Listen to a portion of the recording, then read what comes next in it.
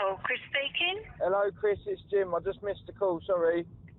Oh, right. Just see if I can find out who that was for you. Just a moment. Thank you. Hello. Hello. Hi, you're through to Rochelle Bone. I'm just returning your call. I was asked to give you a call about our racism and diversity training what we're having at the moment. Right, well, it was my understanding that Jim's been put forward to do some sort of course. No, what's actually happened is we've just sent a letter to notify all parents that we are undergoing this. It's a bit of an assessment for us, really. So you're going through the training then? Yes, but it's just to inform all parents in case, you know, your child would be talked to by the people. Actually, at the moment, we haven't got a plan for Jaden to be talked to at the moment. And if we did, obviously, I'd talk to you about that anyway. Right, so this is a thing then. So yeah, I've actually done some looking into it, and I'm trying to understand if there's been a not a risk assessment, so to speak, but what's it called? Developmentally appropriate, because on the advertisement it's all for going into schools. It says about going into schools and teaching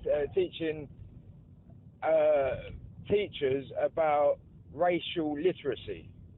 Now, yes, that's right. Right. Now that may be all well and good in the big wide world, but I would argue that it was not developmentally appropriate for people with special educational needs. Like these kids struggle to function on a day-to-day basis doing simple things, and then you want to bombard them with concepts that are undistinct from cultural Marxism. Do you know what I mean? Yes, but this.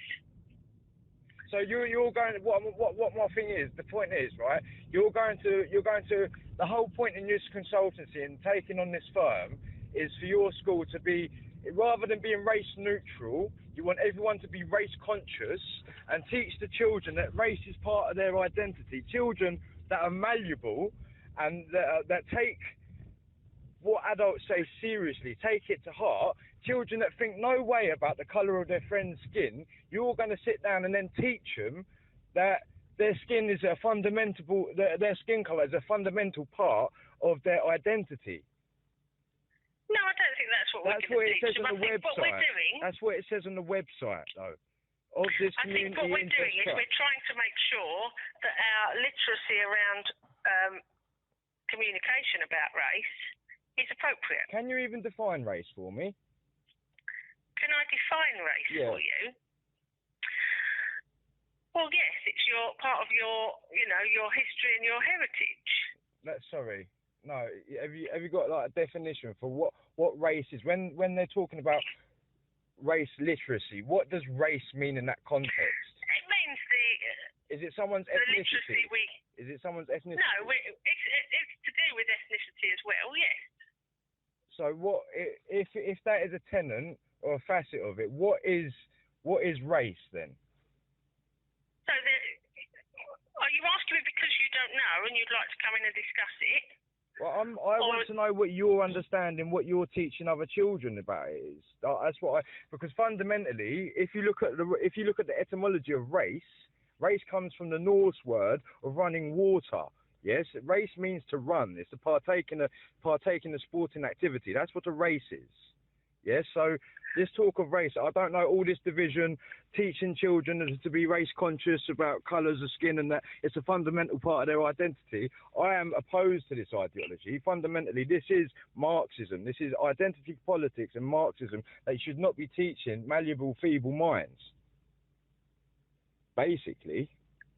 And if you can't see it for what it is, whilst at the same time, simultaneously, you've got staff in there emotionally blackmailing and torturing children about how you don't get paid enough, right? But at the same time, you're forking out whoever knows how much money to be consulted and to be taught about how to racialise and radicalise your vulnerable children that you're supposed to be in the care of. You're supposed to be taking care of. Sorry, do you think we're radicalising children? you're trying to make them race aware, like they need to be aware of it. What is that?